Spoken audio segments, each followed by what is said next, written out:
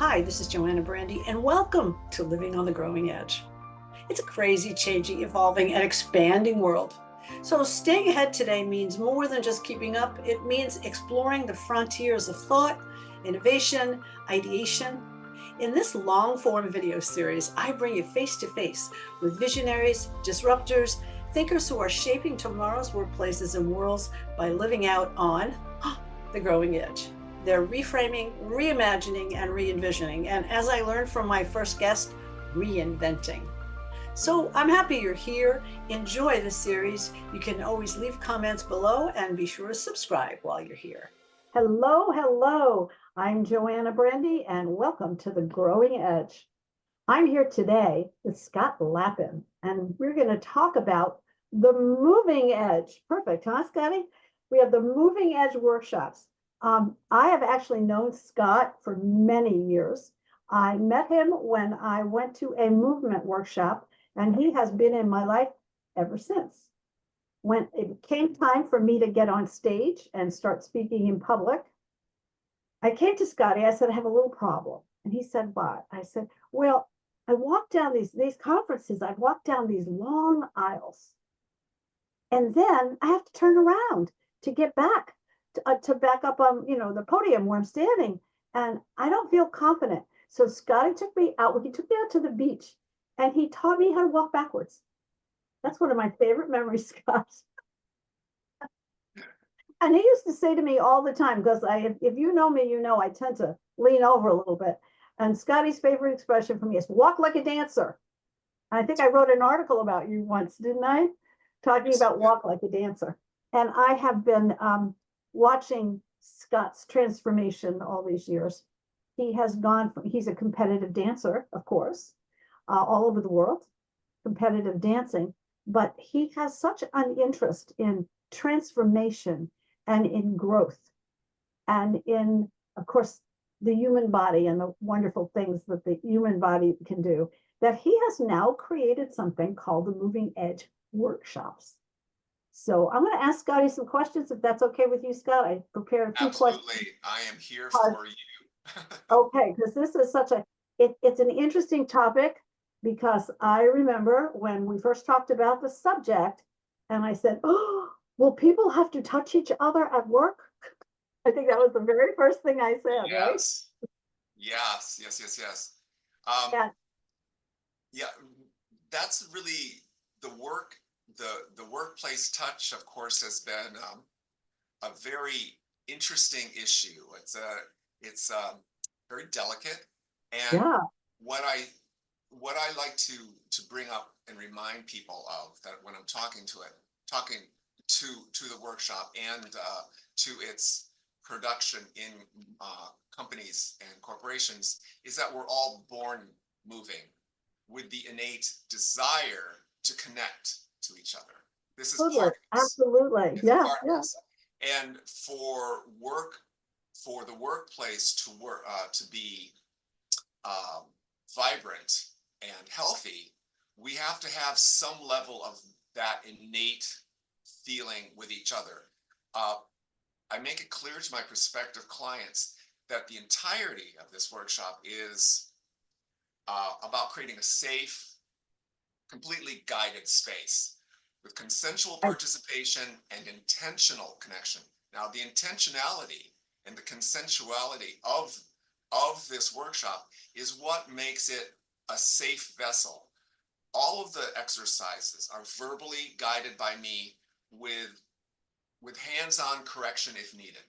So it is not touchy-feely. I don't say, okay, group, here you're a group of five, here you're a group of five, go off to different corners and try to figure this out. I'm all about diving deep into, Okay. All right. well, it starts to be in emotional intelligence also, mindfulness of self, mindfulness of others, and that's where the intentionality comes up. I think that one of the things people are afraid of is that there's going to be just rampant and random. Well, I know, I know, because of the objections that I hear. I have a strategic partner who you may have seen me interview on the Growing Edge here, and we have people breaking boards So we have a lot of physicality. We have people doing exercises around the room where they can't help but touch one another. You know, they've got one hand over here, they've got one. So that's why I brought it up, because of my own, not that I have an objection to, you know, I'm a touchy-feely person. Not that I have an objection to it, but I think I've heard all the objections. So Right, that's why right, I listened. exactly, exactly. Well, And let's again, let's go back to, I'm sorry, go ahead. I just want to just touch a little bit more because people go like, well, what do you do Right. in the workshop? And again, it's like in life, it's not what you do, it's how you do it, correct? So True.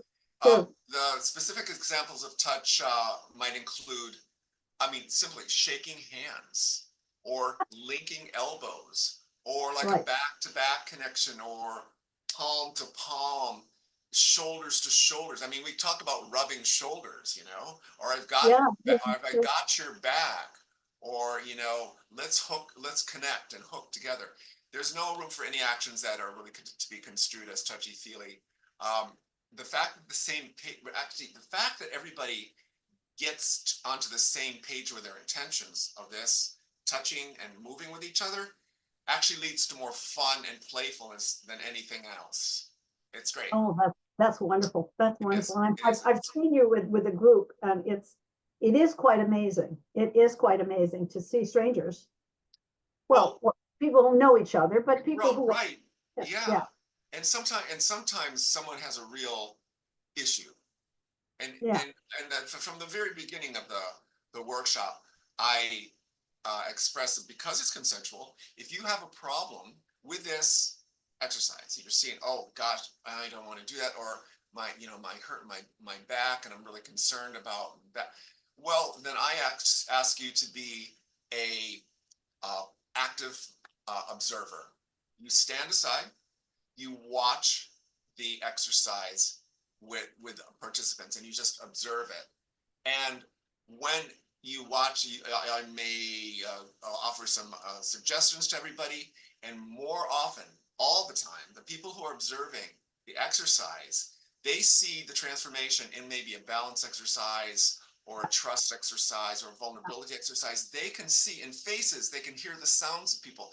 They watch that little group in that 4 or 5 minutes transform from struggling to work with each other to being comfortable with each other, and they see it. And that's just as important, because we pick up things. and that's just as transformational. It is. It can be very transformational. And then you know what? Maybe they feel a little bit more confident and comfortable. Join Yeah, in yeah. the next time. It's wonderful. So let's go back to the beginning, because I I love it. jumped ahead, but I jumped ahead by by giving you what my very first objection was. So I sort of started it out on that I love negative. it. I like, because that's a biggie. That's a Oh, biggie. it's so Yeah. huge. So if you said to me, I want to come to your clients, that would be my first thing would be, oh, well, but what if they say this, which is probably why that's the first thing that I said. But let's talk about inspiration. So you're a ballroom dancer. Yes. You are a professional dancer. What Yes. inspired you to create a business workshop? So how did the Moving Edge workshops start? Where did they come from? You know, what was the inspiration? The inspiration. Um, the inspiration to well, movement has always, let me think. Movement has always been central to how I express and connect in the world. Yes. Movement. Okay. And Yeah. I started actually dancing in ballet when I was an 8-year-old boy, because I was really, I really, it's a magical story. Uh, but I saw an example of ballet, and I wanted to do it. And my parents, being cool people, they put me into a school way back, before the jazz tap ballet schools were born. That model, it was a real deal ballet school. And I kept moving and dancing through college. Ended up graduating with a music degree. So I had music and just dance. Dance was always fun for me. Okay. Grew up in the late 70s, so disco was rampant. and I was always dancing. And then one of my gal pals at the restaurant I was working at told me one day, she said, "Hey, Scott, I was looking at the newspaper and there was an ad there for the Arthur Murray Ballroom Dance Studios. They are starting a training class for new instructors. I think you would be a great instructor." And I'm like, Arthur Murray? Who's that? Ballroom dance? What's that? So I I called up, made an appointment, and that night I went out to the club as usual. And I was talking to one of my buddies, and I told him what I was going to do. And he said, "Oh my gosh, I know the manager of that studio. He's here at the club tonight. Do you want me to introduce you?" So my life changed 190 degrees.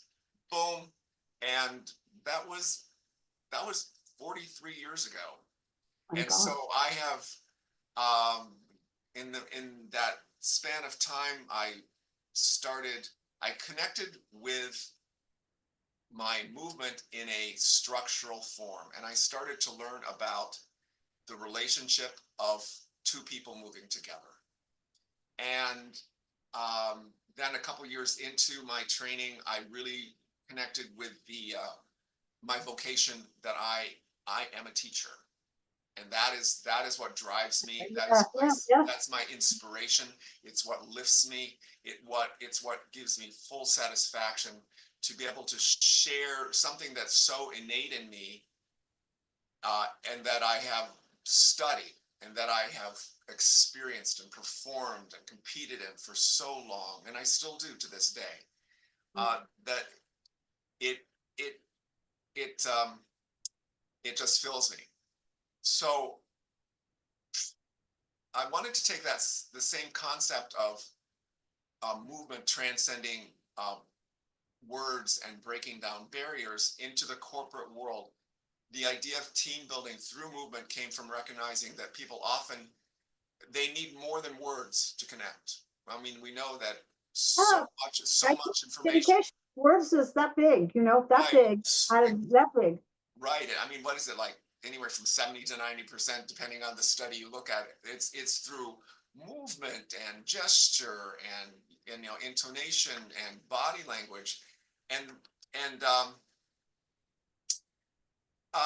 they needed experiences to go beyond traditional communication. And the Moving Edge workshop is all about that experiential uh, that experience and experiencing the transformation, and it's immediate. And uh, they, the whole idea is that knowingness, not hearing something, but the knowingness is where the knowledge comes from. That the only source of knowledge is experience. And to know yourself, to know another person, is to experience them in a safe way, moving with each other, connecting with each other, creating a synergy with each other, not just talking about it, not just seeing it on a video, not just hearing a concept about it, but actually stepping in to know it. I mean, we all have there's a very simple example of this, and it's about snow. For us Northerners, we say snow, and some people go like, "Well, I've never known, I've never been in snow, but I know what it is because I've seen pictures." But you don't know snow. You understand what snow is, but you don't know it because you've never experienced it. I mean, that's a very simple, basic Yeah. differentiation from knowing something. I mean, it's from understanding something and from knowing something. Yeah, yeah, yeah. And it's interesting as I hear you talking about it. My original training is neurolinguistics, so I'm NLP trained, and we talk about relationship being a dance. So Yes. whenever I am teaching communication, and I'm working with a company in Virginia now where I'm teaching communication, even well, of course, I speak with my hands anyway.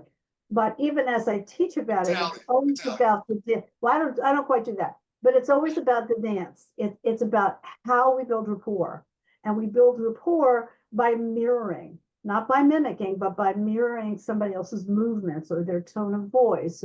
So it's interesting because it's another form of communication.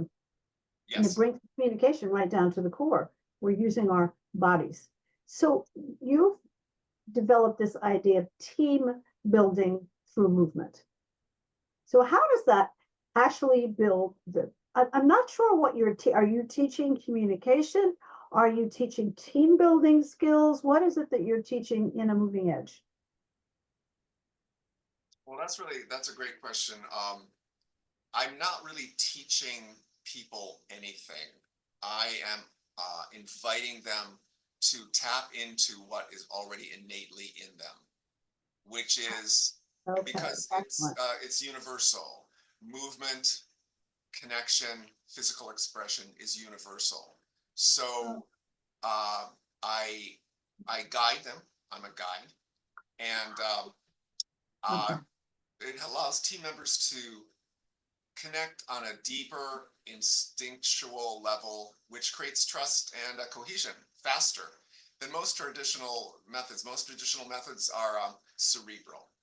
You're being you're being asked to And listen. you're so right. You're so Yeah, right.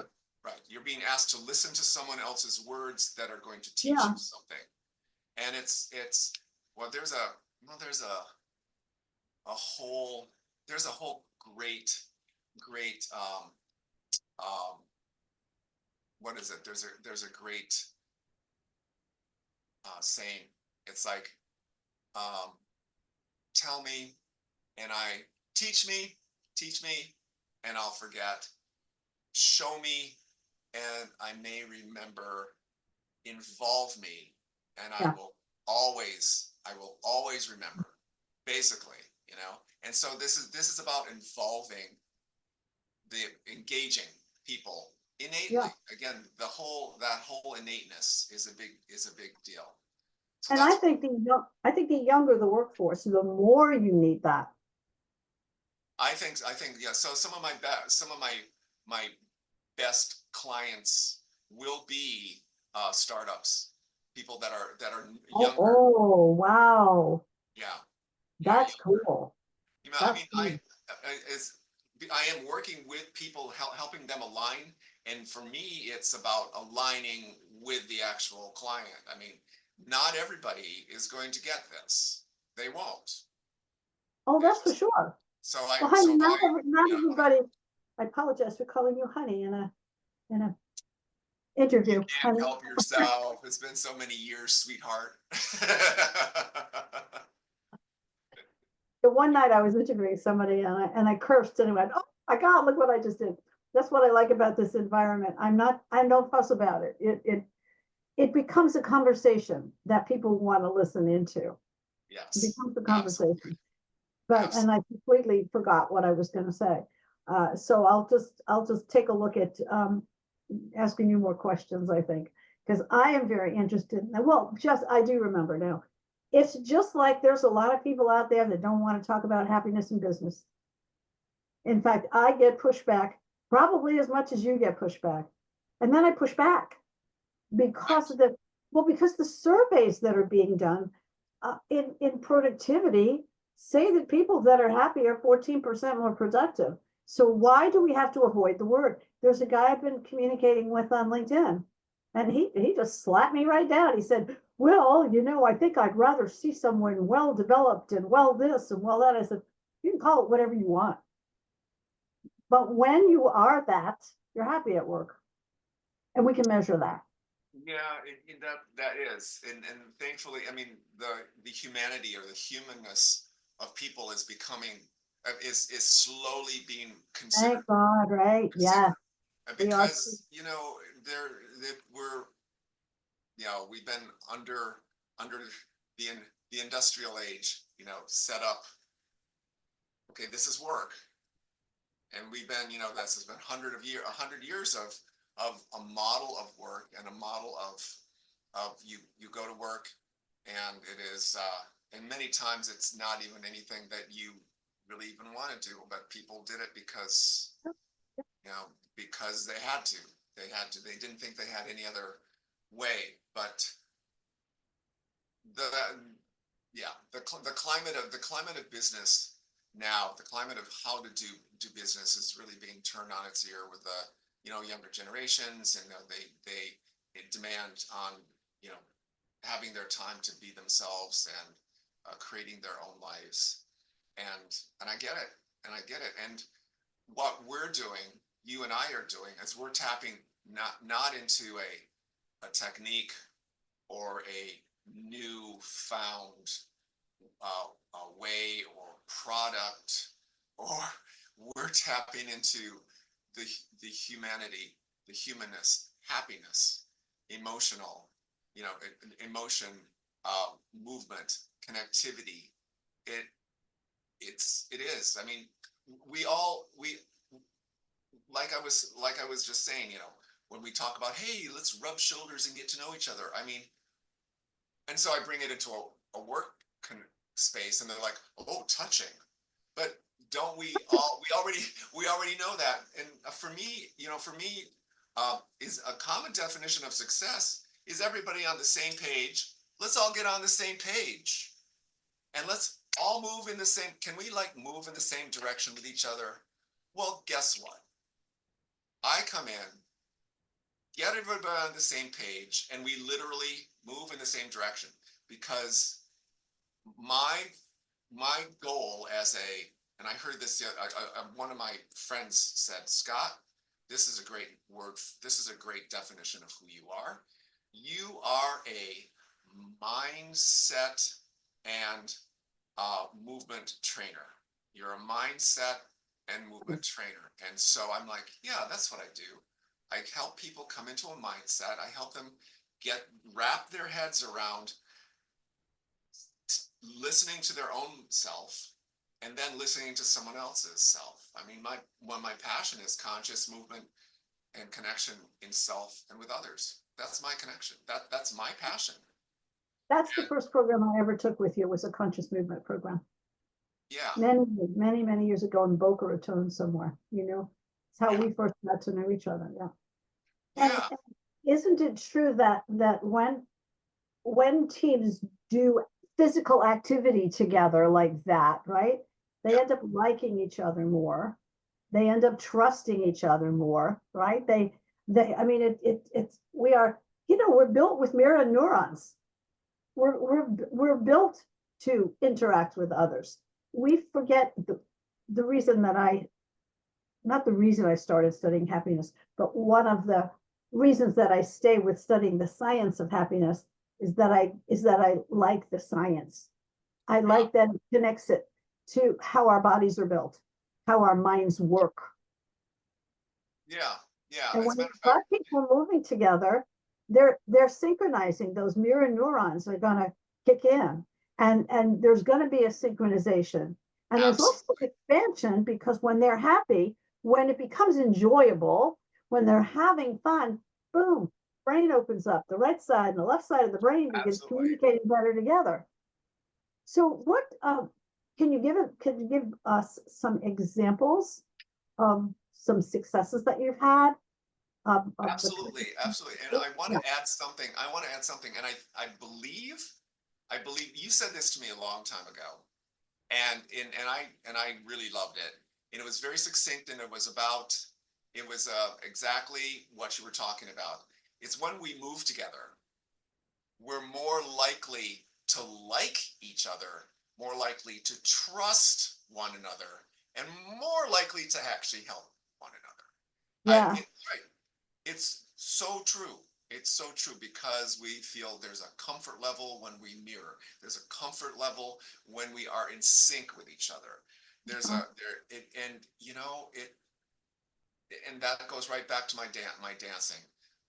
There's an actual physical alignment that you learn how to do, and I help people feel that physicality in themselves and share it with others. And there's a lovely sense of a synergy that's created. And yes. how often people don't often feel that synergy with each other. And so when they do, it's an experience that's remembered. And it's really important. It's really And important to I'm have that. wondering, now that you're saying that, I follow this year I became a certified chief well-being officer. as well as a happiness. I've been a happiness officer for a while.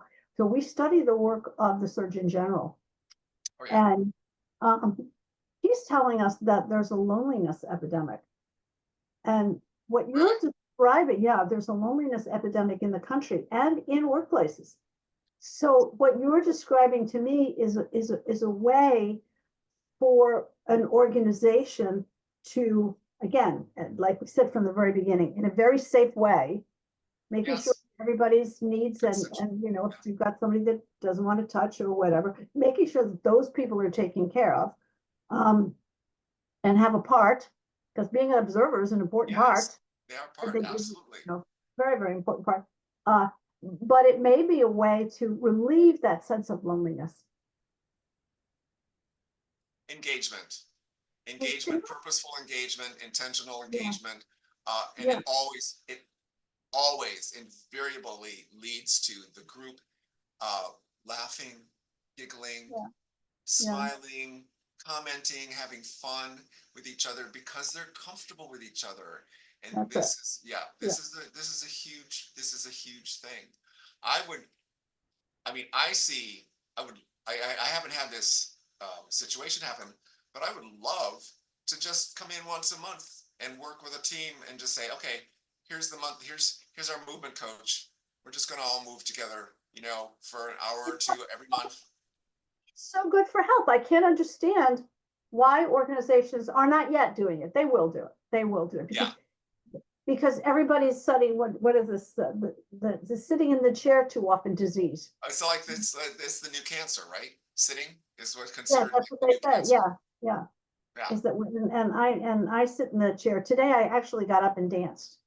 Nice. I was in a program where she encouraged us to do that. And Nice. it's not as fulfilling to do it on a screen as it is to actually do it with real Right. people. Right. Yeah, but it Right. was still fun, and it broke the tension of the day. I'm traveling tomorrow, so there's always a little bit of stress and what have you the night Yes. before I travel. Yes. So it was a way to relieve some of that pressure that builds up inside the body when you're sitting in the chair trying to get stuff done. Yeah. Simply put, movement and exercise, there's great studies out there for the benefits of just Oh my that God, alone. yeah, Just absolutely. that alone. Yeah. And it's really important for that. And I believe that well, oh my God, I could talk. I'm just such a geek about all this. So I could talk about this forever. Um, uh, the the intentionality that I bring to the workshop is a real deep dive. So that's why I work with maybe just a small group of people. Anywhere from 10 to 15 to 20 people or less, because it's a very deep dive, and I can't do it with large groups of people. Now, there are people out there that are doing like silent discos for team building, and they're getting all these groups of people, with their headphones on, and they're all being guided to dance with each other, which is a lovely thing. That's a great thing, and I love it, and I support it. It's my work is the next level in terms of focus and intention. I would think so. Yeah, Yeah, yeah, because yours very much is so. not a bunch of people doing a solo thing in the same room with music. Right. Of course, they're going to connect with each other, going to smile and laugh, but they've Oh, got their sure. own. Sure. They're in their own little world doing that. You So let's go back to some success stories because you've worked with Yeah, great, different kinds of great. people. I'm interested in knowing what works. Uh, Maybe I have the opportunity somewhere along the line once I convince people happiness is important and well-being is important. Maybe I could teach the movement is important and get you in. Oh, well, we could collaborate. I think that would be uh, yeah, collaboration is lovely. I love it. I love collaboration. Yeah, I it's a love great thing. collaboration. Yeah. Yeah, when you asked about a success story, one that comes to mind uh, is a coaching organization that brought me in to be the opening activity for their 4-day retreat. Uh, this was an international organization, and it was a group of 15 people. Now, half of these people were off-site in different parts of the world, and they had only met those members over Zoom, and none of the people had been personally connected because it was during the last part of COVID. And so I had a champion. I had a connection that was a part of this executive team, and the president of that team was a fairly, conservative business gent. He was fairly conservative, and he had to be quite pitched to get me to have me. He had to be quite. Somebody had to really pitch you. Yeah, someone had to pitch me. Oh wow, wow. Well, I would think so. I would think somebody would have to really be on your side and pitch you and pitch the benefit of doing this for the team. That's right. That's right. And so she did, and she pitched me successfully, and I was the opening activity for this retreat. So I did a 3-hour workshop for them, and at the end, he participated. The president participated. Oh, a lot of credit, right? Yeah, so that was great. So I give him a lot of kudos for doing that. He approached me at the end of the workshop, and he said that he was completely impressed by the scope of the workshop, and he would recommend it wholeheartedly. He sent me an amazing testimonial I love it. after the retreat, highlighting a number of the benefits that he attributed to the workshop in the incredible productivity of the retreat meetings from that day forward. Incredibly productive. The overall trust and comfort levels that everybody felt, and he said there were deeper and richer connections with everybody that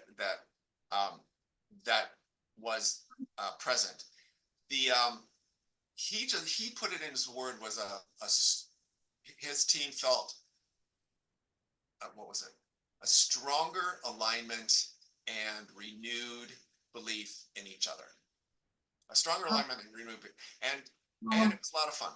And so it was a lot of fun. I loved it. I loved it. Yeah. It just made me really very, very happy as a teacher, as a guide. I'm open to and looking at how I can best capture, because these are experiences. These are not hard and fast. Okay, people are not like building blocks that they can show. Hey, I just built this block. Look at this. Yeah, this is the product. This is the result.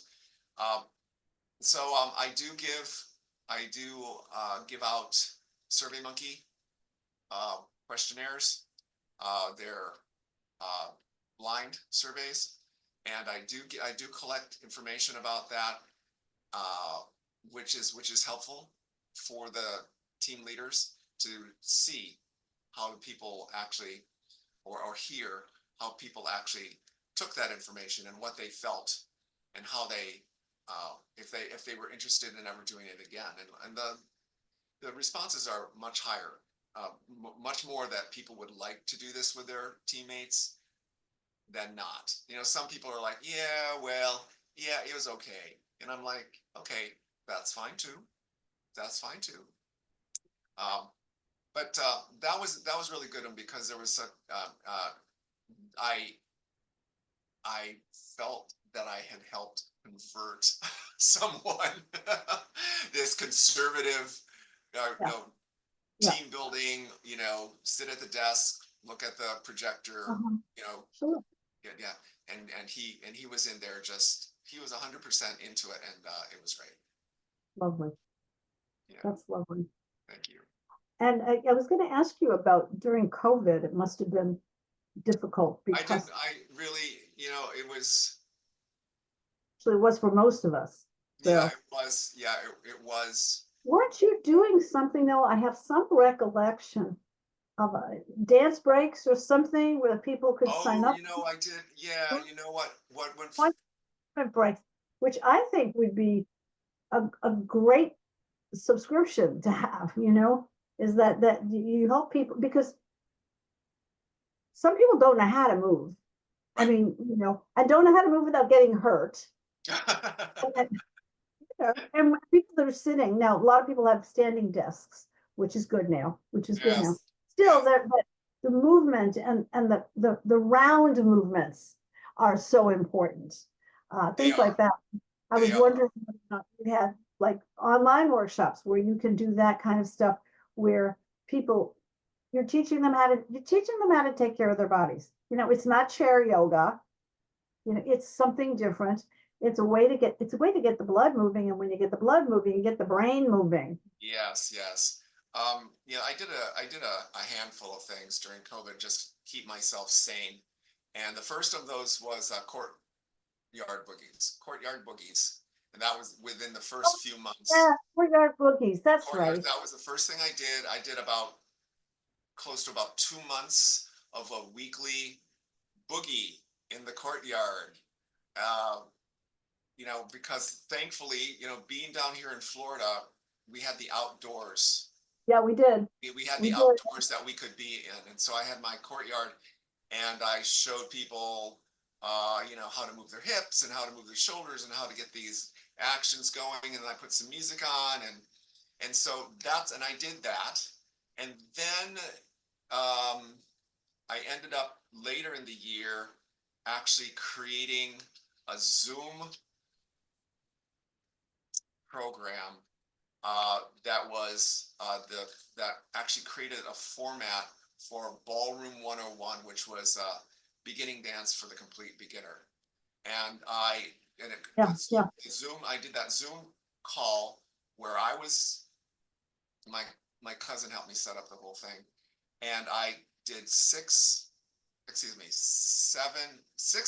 6 half-hour modules with a half-hour introduction that I then turned around and re-recorded more fully, put graphics in, wrapped the whole thing up, and it's actually up on Udemy, the teaching platform. Nice, nice.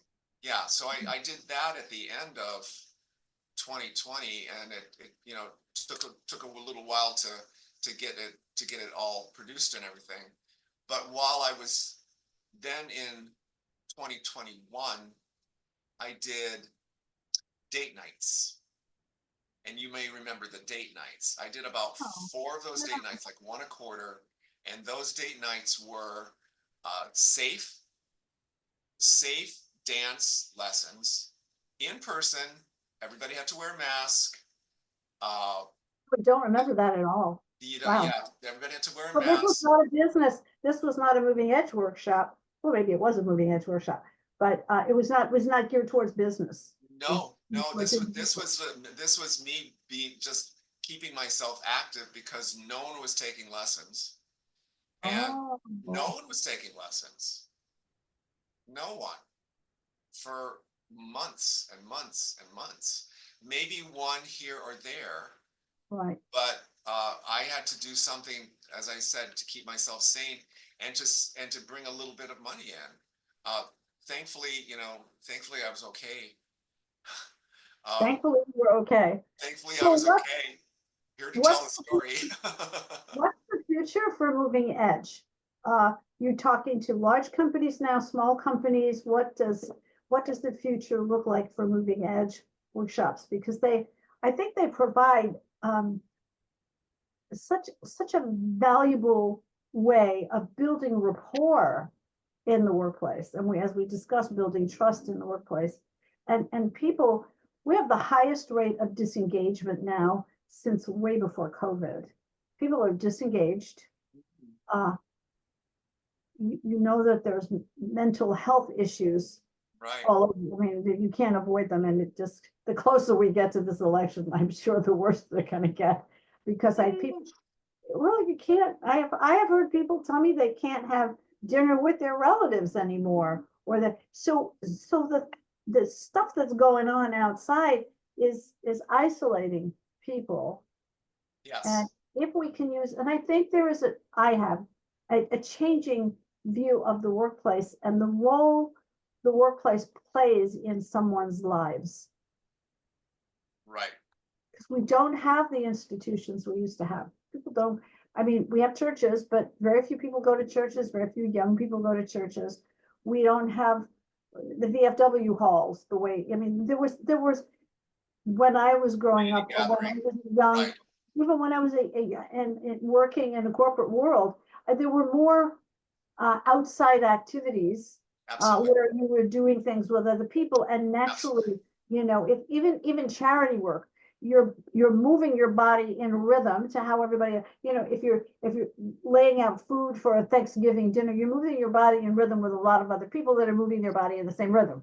Right. You're So all we're working together to create, getting that. right? So dance doesn't necessarily have to be dance, but just that movement and that rapport building and that deep connection that I think we're starving for. Yeah. Alignment, interaction, unity of mind, synchronicity, all of that. It's dance. And it's all dance. It's seriously, I take it to this. The molecules circulating around the nucleus of a cell. Well, there you have a dance. As a matter of fact, it's a Viennese waltz. Yeah, Round, round, round. You know, exactly. there there are no there are no corners in the human body. Everything is circular, everything is spiral. There are none. So when we live live and we move, this is why yoga, dance, anything, martial arts, anything that moves us to um, discover, express, expand the natural movement in our body, it's a great thing. You do that with another person and you create a synergy, and you learn a lot about yourself in relationship to others, you know? So, Yeah, again, yeah, I mean, yeah, it's just to talk about ballroom for 2 seconds. Ballroom dancing is one of the most challenging uh, activities because you are tasked yeah, with really learning about yourself in relationship to another person. And that isn't that what relationship is? I'm having a relationship with myself in front of another person. yeah, When we yeah, come together and we start to align through thought, deed, word, movement, everything, you then we have communication. And communication is a lovely thing. And then we can grow. When you have communication, you can grow and you can expand. It's all very simplistic. It's very, very simplistic. And that is, again, what I am bringing to these yeah, teams. It's yeah. the simplicity of the elements of dance and foundation, the elements of moving together. And Mhm. so people don't think I'm teaching dance lessons. I'm not teaching people to dance. Oh, you're bringing dance Mhm. into the workplace? Not really. No, no, not Not really. really. You know, in because everybody has. I kind of I really shy away from using the term of dance. Of course, I tell people that my background in dance has informed this workshop Mhm. Sure, of course. because of the elements of it. However, what I've recognized over so many decades is that everybody that I've met has a relationship, some kind of relationship to dance in their life. And it could be a great relationship or it could be a horrible relationship. And so, or they have some kind of assumption. Many times they have an assumption. Mhm. Mostly they have assumptions that they're good dancers or that they're bad dancers. And I said, who told you that? Who told you you were a bad dancer? Oh, my brother. Or something like that. Right. So I don't want to bring that conversation into into people who are prospective clients. I don't want them thinking about dance because they're going to have more than likely going to have Yeah. some kind of an assumption of what it Right. is that I Right. do. Yeah. No, that's not what I do. To You know, reframe it. as you said that, I had a mini flashback. I had a mini Yes, flashback while you were a saying mini that. flashback. I went to an all-girls Catholic high school. Oh boy. and we had dance classes, Nice. and we danced with the nuns. Did you So get any what? bad habits? Ah! Oh, that's cute. No, but the memory, it just flashed up because it was so awkward. They're in the, and this was an order that had, the full gear with the habits and the black veils and the whole thing. And it's an all girls prep school. So we're wearing Oxfords and plaid skirts and all this. And if anybody said, yeah, what's your relationship to dance? I go, it wasn't until I could learn how to free form dance that I felt good about dancing, because I think it brought back memories. I haven't thought of that in I mean, years. there are so many bad jokes that I could say right now, but I'm No, not don't, going to. That's let's not dishonor that. No, no. but it's true that our early experiences with anything. Uh, Yes. I Yes. had early experience. Of course, we didn't know words like dyslexic and Right. ADHD. We didn't know those words growing up. You were clumsy. You were fat. You were this. You were that. That kept you from being able to understand a dance step or something like that. Now we Right. understand that there are some physical reasons for doing that, but the residue of that when you're growing up is that people tell you that you're clumsy or you're uncoordinated or whatever. And if you're not aware of that belief system, you come into adulthood, oh no, I can't do that. I can't dance. I can't. We come in with so many of the I can'ts that slow us down until like you said, mindset. Yeah. It's what is your mindset about dancing? What is your mindset about anything, singing, dancing, anything? I spent many, many years studying with a cross-cultural anthropologist, and she has worked in indigenous cultures all over the planet. She's no longer with us. Um, but I just remember something that she had said, that when someone in a tribe got sick and they would go to the shaman would ask them a series of questions. And the first one was, when did you stop singing? When did you stop dancing? And when did you stop listening to the sweet sound of silence?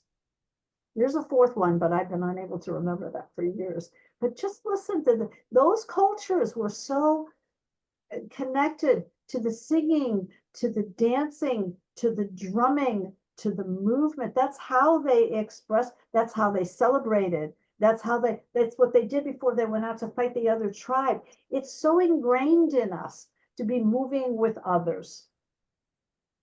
This is true. And the indigenous, celebrated the innate, in that way. And Yeah, yeah. it's yeah, well, we know the world has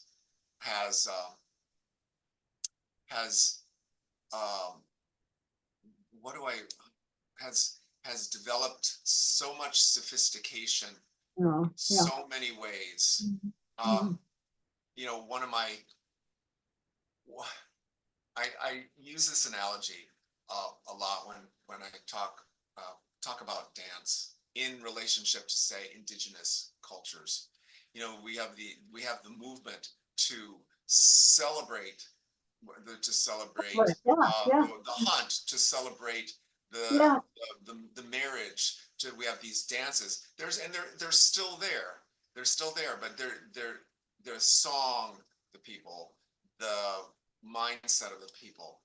And my very simple analogy, I like simple analogies, it helps people, is sugar cane. My Sugar cane. sugar cane analogy. So sugar cane is a plant.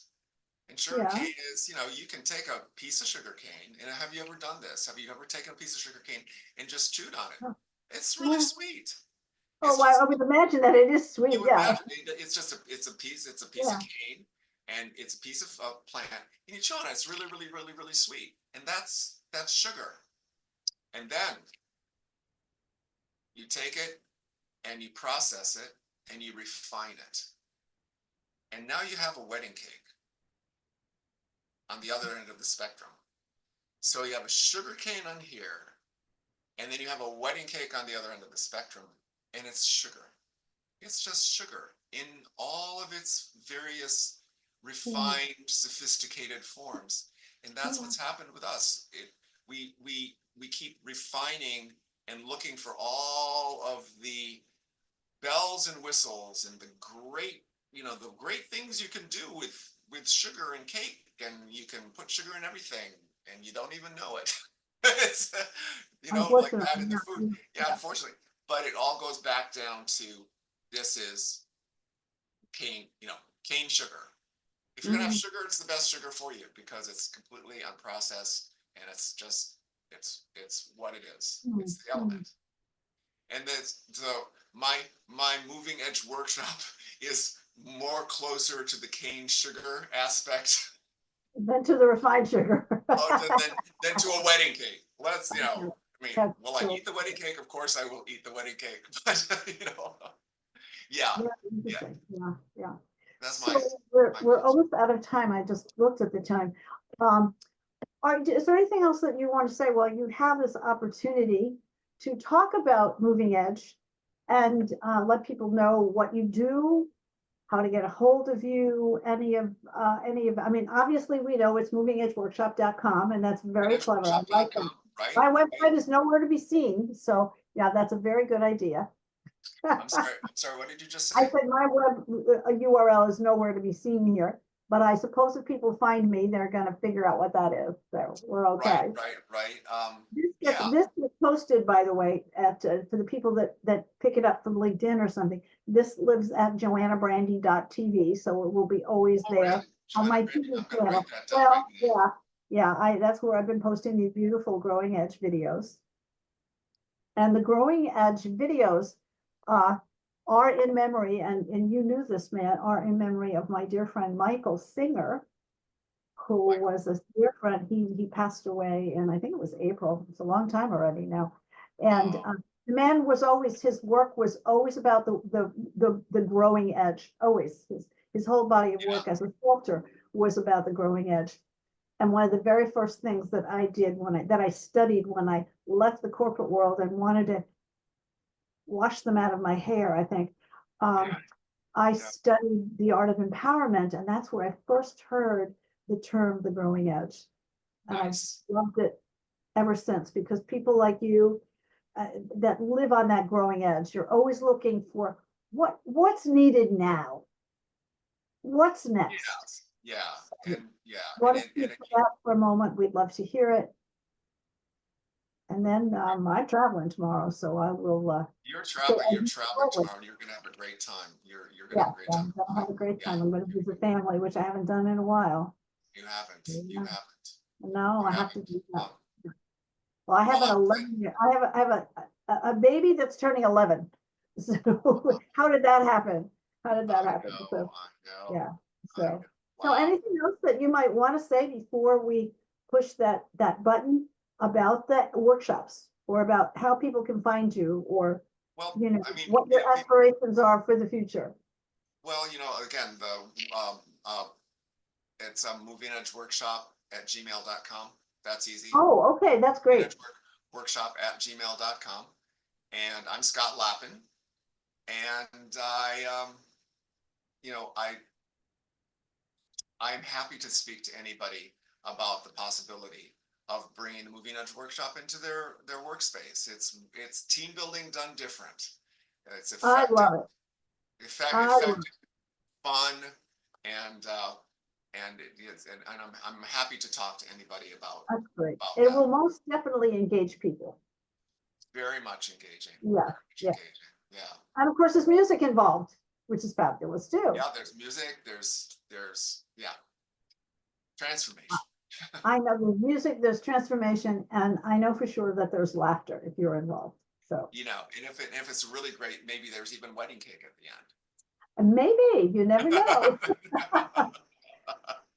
Scott Lappin, thank you for joining me at the Growing Edge. JoAnna, Brandi. I will end with one thing. I studied the work of Stuart Wilde for many years, a real wild man, spiritual teacher. I remember him once saying, if you're not living on the edge, you're taking up too much room. You So know, here's I'm us to living on the edge, honey. living on the edge, living on the edge. I love it. And I'm gonna invoke the words of glorious Gloria, who I remember her words, and Gloria. She said, "If you're not green and growing, you're ripe and rotting." And I know I like that. that's If you're green not and green and growing on the growing, growing edge, green and growing edge. I Yeah, love it. I you're love ripe it. and rotting. That's it. Well, one of these days there's going to be a JoAnna Brandi store, and I'm collecting little JoAnna-isms. Maybe I'll collect a Gloria-ism for that, or a Nice. Scott-ism. Yeah. Boy. I All right. want to see I want to see the things I've been teaching for about 30, 4, 5 years, I want to see it on t-shirts, because when I hear some of my clients, I work when I work in wisdom circles with and I love working with young people, young managers, I hear some of the phrases that I use coming back to me. And those are the ones that Nice. are called JoAnna-isms. When I hear them repeat that, then I know they have it. Brandyisms. Is that what you said? Yeah, Brandyisms? they're called JoAnna-isms. Somebody named them when I was in the corporate world. Oh, nice. Another JoAnna-ism. Okay, great. Well, you got a future merch store. Absolutely. Absolutely. Absolutely. I just need a few more hours in the day. I love it. I love it. Yeah, that's okay. Well, It'll show up. There's plenty of time. safe travels. Thank you so much. Thank you so much. Thanks for coming on and stay in touch. Absolutely. All right. Bye-bye.